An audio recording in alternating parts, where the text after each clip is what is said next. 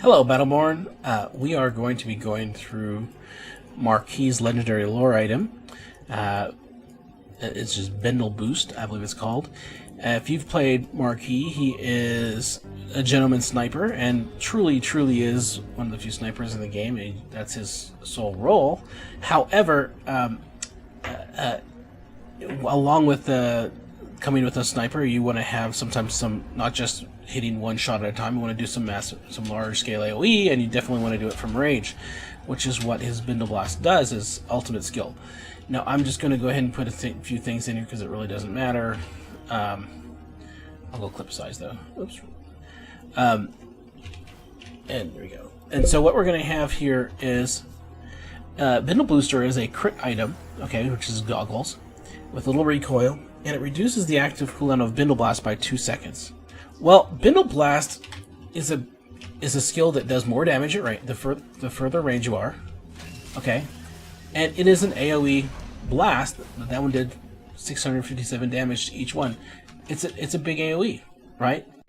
But it's got also a 80-second cooldown.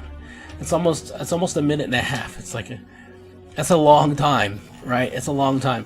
So what this item does is it allows us to actually reduce that cooldown for every crit that we get. Okay, so we get a crit, shoot for the eye, and even if we don't hit him very hard, we can shoot him and see how we've already reduced our cooldown quite a bit. That was what, another 8 seconds reduced, something like that. So Bindlebooster is really nice in that you can in that it basically allows you to take your really large finisher and set it so that you can all your little crits help a cooldown. Now obviously it's courtesy of having a really long cooldown by the development of it, but there are some nice little ways to take advantage of this. One of the main reasons is if you ever been playing an incursion map or whatever, and there's those thralls, you can go off and get other thralls, and instead of just focusing them down with the major crits, you could take your Bindleblast, which does more damage at range, remember, launch it, go off, go ahead and kill off the thrall, but with handgun shots instead of scoped shots, and just aim for the head, get a bunch of scope shots, click, tick, tick, tick, tick, tick, tick him down, and then by the time he's down and you come back, you'll probably have knocked off 45 seconds to maybe a minute of your cooldown, depending on if you are really good at crits or not. Maybe latency, maybe confusion of the battle, lag, interference, people jumping around, etc.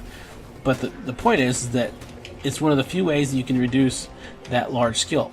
So there's some other complementary ones you want to take. Obviously, is the reload attack speed, which is the auto loader. That's pretty important because you just want to attack quickly, and you're going to want to have your level 10 be your level 10 be well, it can be wall hacks, it could be Bindleblast. It doesn't really matter.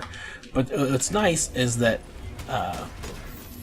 the Bindleblast itself, I mean, that damage is really fun, especially when you shoot through walls. Wall hacks is really nice, because if you're really far away, and you have somebody who has eyes on the sentry, the wall hacks will let you see the sentry's highlight through walls. Okay? So if you see, I can't see these guys, but if I put a owl out there, now they have visuals on it. Once they... Well, maybe it's not revealed. It's a reveal, sorry. If somebody has a reveal, then basically when you go around a wall, you can actually see those guys through the wall temporarily, right? Which allows your wall hacks to shoot through the wall. That's really cool. Especially if you're running, or if you just want to get enough range, it's really quite nice. So let's go ahead and I'm gonna wait till we ding to 10 so I can show you the wall hacks. But this isn't going to help, because remember, if somebody has a shield, you can't crit somebody with a shield. They have to have their shield has to be down before you can land crits. I don't know if you knew that. If you knew that, I didn't know that when I first started out, and it was quite annoying. I thought I was aiming for the head, and I couldn't understand it, but it was because they had a shield up. Shields don't give you crits. So if you're Eldred, you're in full health, you could get crit a couple times right off the bat.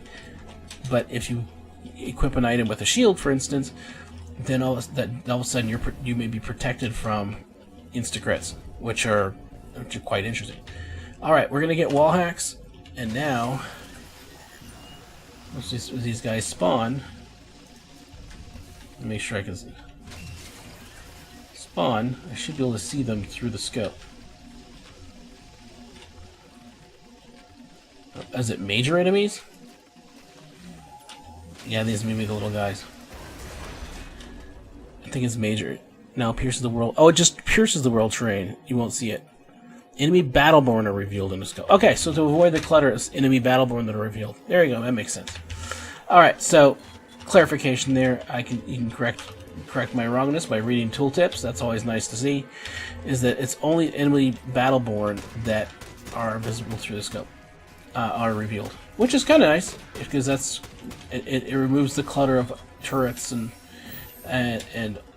owls and sunspots and everything else. You don't really care about that. You just want the enemy. So, anyways, that's the item. That's Bindlebooster. If you get Marquis, you like Marquis, if you love his ultimate, you definitely want to equip this because it reduces it. And you notice how it's not a stopwatch, so you can actually pair this up with a stopwatch item which reduces cooldowns as well. So other items that have cooldown are going to be fun. I believe cooldown, if you're looking for secondary traits on like rares and epics, basically blues and purple, or I'll just say rares on blues, it's a rogue stat. So reduction of cooldown you're going to find as rogue items as a secondary stat. The primary one is going to be your watch, but a secondary stat one would be in rogue faction packs. Alright, I hope you guys enjoy it. Catch you guys later.